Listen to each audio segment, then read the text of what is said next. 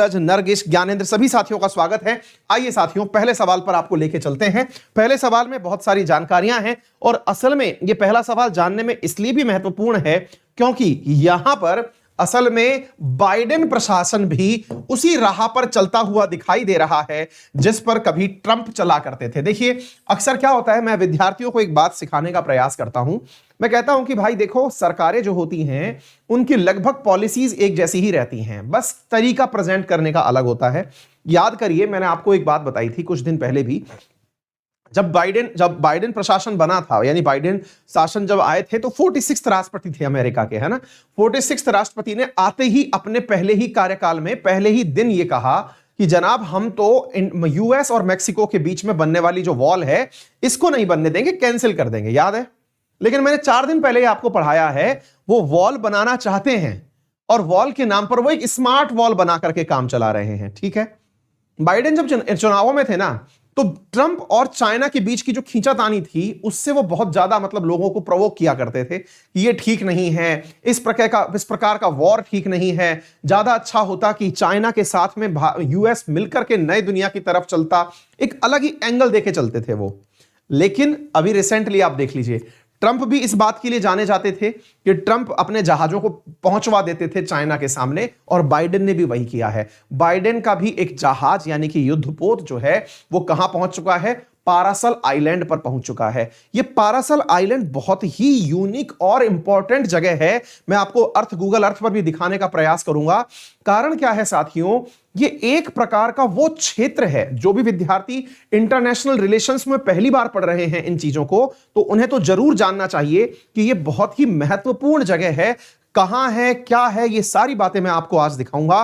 मेरे प्यारे साथियों, आज हम चर्चा कर रहे हैं साउथ चाइना सी की। वहां पर अमेरिका के युद्धपोत आने की वजह से चाइना ने उन्हें चेतावनी भेजी है। अब ये चेतावनी का मतलब क्या है? चेतावनी का मतलब है कि ये आइलैंड मेरा है, इसके नजदीक भी मत दिख जाना। अगर दिखे तो फिर हम आपके साथ में सीधा 2-2 हाथ कर लेंगे। ये बिल्कुल वैसा ही है जैसे बाइडेन प्रशासन ने आते ही ताइवान के मुद्दे पर उसकी स्वतंत्रता का समर्थन किया था, तो उस दिन भी चाइना ने बोल दिया था कि ताइवान की स्वतंत्रता की बात करना, इसका अर्थ है चाइना से सीधा युद्ध की बात करना। तो ये सारी की सारी ऐसे माहौल वर्तमान में साउथ चाइना सी के अंदर बन रहे हैं जिससे लग रहा है कि तनाव चाइना और अमेरिका के बीच में कम नहीं हुआ है। दुनिया की 2 बड़ी महाशक्तियां फिर से आमने सामने होने जा रही हैं। तो आइए मैं अपने साथियों को बताता हूं कि यह मुद्दा कहां का है। तो मेरे प्यारे साथियों, ये आप जो न्यूज देख रहे हैं इसमें है यूएस का worship challenged south China C claim. तो मेरे प्यारे साथियों, यह बात हो रही है मैप में इस जगह की। मेरे प्यारे साथियों, आपको यह डॉटेड लाइन दिखाई दे रही होगी, जरा इन्हें गिनिएगा। यहां पर इन डॉट्स को गिनने का प्रयास करें। 1 2 3 4 5 6 7 8 9। साथियों, इन्हें बनाने के पीछे का एक मुख्य लक्ष्य था।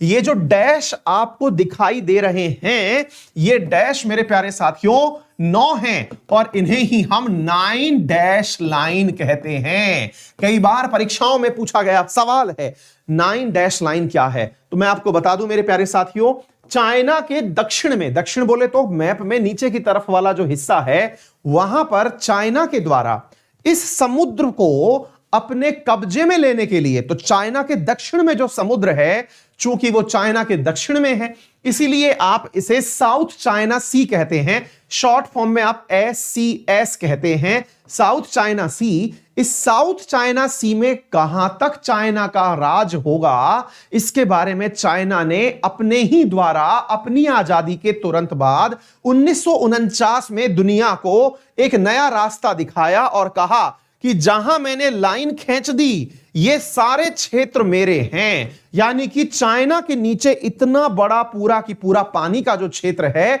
ये चाइना का है। आप में से जो विद्यार्थी पहली बार तैयारी में उतरे होंगे, शायद उन्हें इस बात का आइडिया ना हो कि ये पानी बहुत सारे देशों का अपना एक्सक्लूसिव इकोनॉमिक जोन है।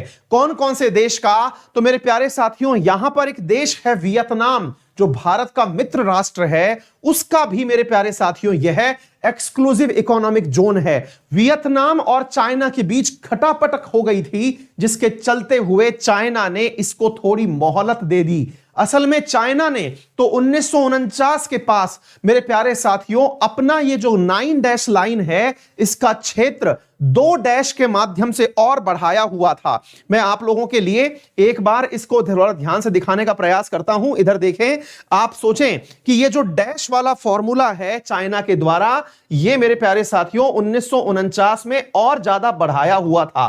कहां तक? इधर देखिएगा, 2 लाइनें और खींची हुई थी, यों और यों, यानी कि कुल 9+2 लाइन हुआ करती थी, जिन्हें हम 11 डैश लाइन से जाना करते थे।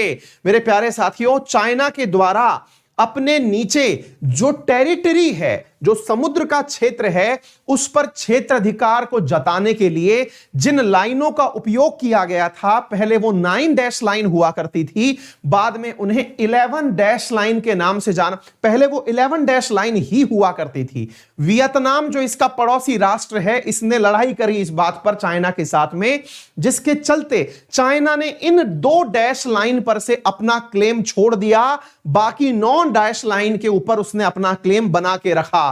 ये जो जगह आपको दिखाई दे रही है जिसमें 2 डैश बचे हुए हैं, इसे ही हम गल्फ ऑफ टॉमकिन कहते हैं। इसे ही हम गल्फ ऑफ टॉमकिन कहते हैं। तो मेरे प्यारे साथियों, ये वाले जो 11 डैश का बिंदु है, ये वर्तमान में चाइना क्लेम नहीं करता, इसे आप गल्फ ऑफ टॉमकिन कहते हैं। ये जो 9 डैश है, इन पर ये अभी भी क्लेम करता है और कहता है जब ये पूरा पानी मेरा है तो इस पानी में पड़ने वाले सारे आइलैंड मेरे हैं। और यही कारण है कि यहां पर पड़ने वाले 3 प्रमुख आइलैंड आज भी विवाद के क्षेत्र हैं। मेरे प्यारे साथियों, यहां पर प्रमुख देशों में मलेशिया, ब्रुनेई, फिलीपींस वो देश हैं जो अपने द्वारा इस क्षेत्र को अपना मानते हैं और वास्तविकता में भी यूएन के द्वारा, united nation convention on law of seas, जिसे आप यूएन क्लॉज कहते हैं, उस यूएन क्लॉज के माध्यम से साउथ चाइना सी में भरे हुए पानी पर फिलीपींस, मलेशिया और ब्रुनेई जैसे देशों का, वियतनाम जैसे देशों का भी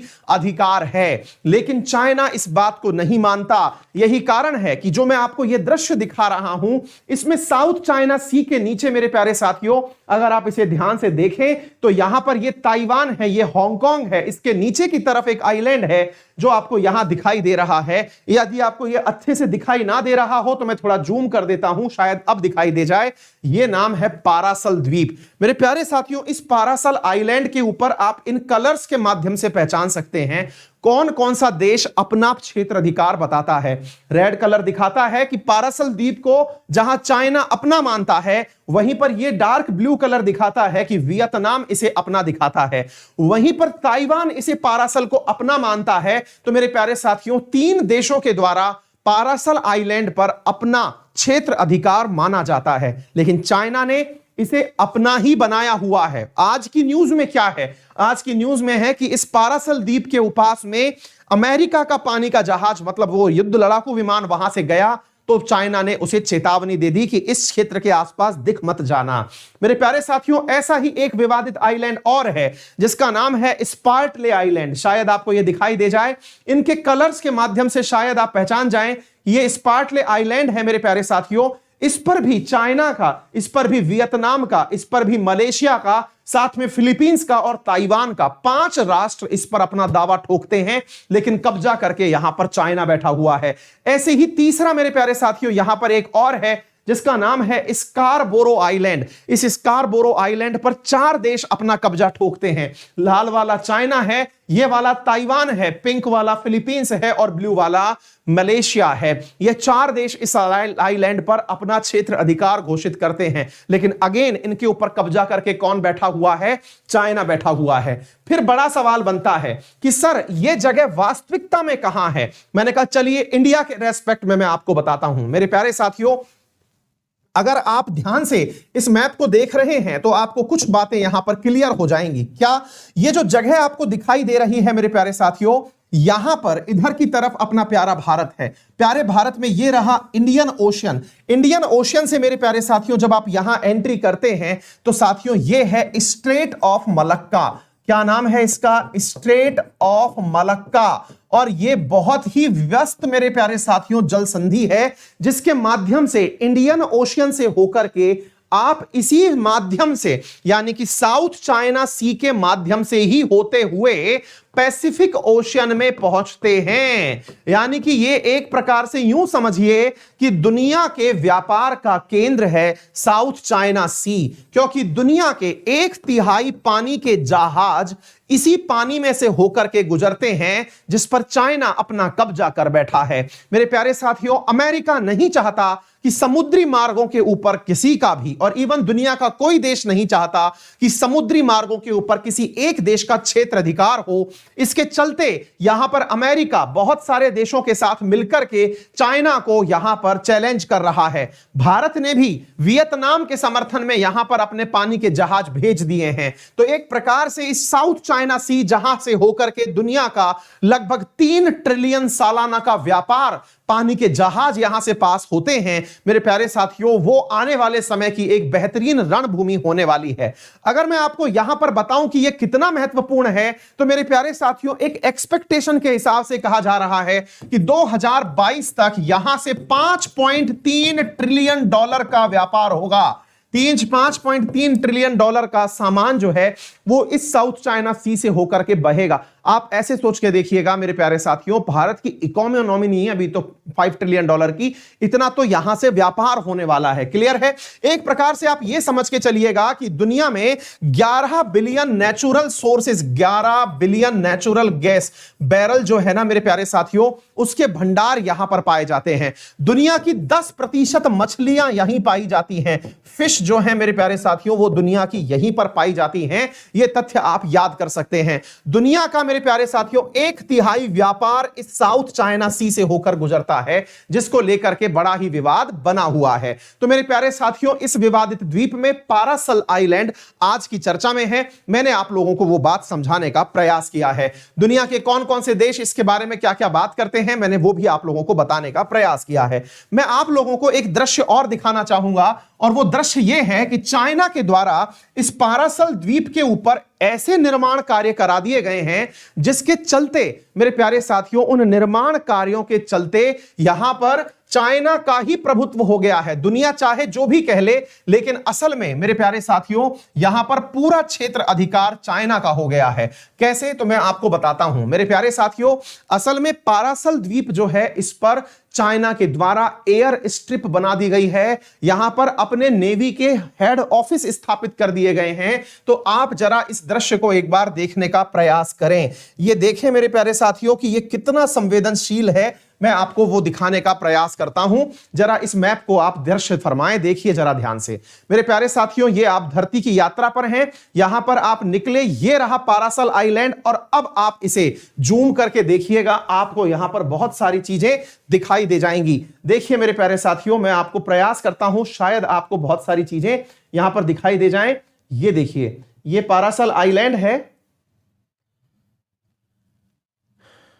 थोड़ा सा इंटरनेट यहां पर लगता है कि सही से काम नहीं दिखा रहा है। यह पारासल आइलैंड है मेरे प्यारे साथियों, इसको मैं दिखाने का प्रयास करता हूं।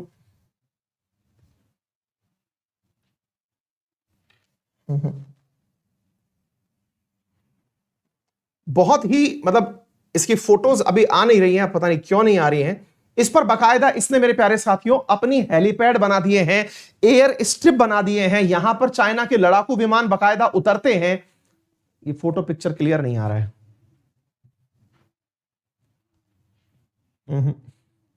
एनीवे, चलिए, तो यहां पर मेरे साथियों कहने का मतलब यह है कि प्रॉपर जो यूएस के द्वारा इमेजेस जारी की जाती हैं उसमें बताया गया है कि यहां पर प्रॉपर तरीके से क्या बन चुका है, बहुत सारा निर्माण कार्य चाइना के द्वारा किया जा चुका है। चलिए आगे बढ़ते हैं मेरे प्यारे साथियों अगले सवाल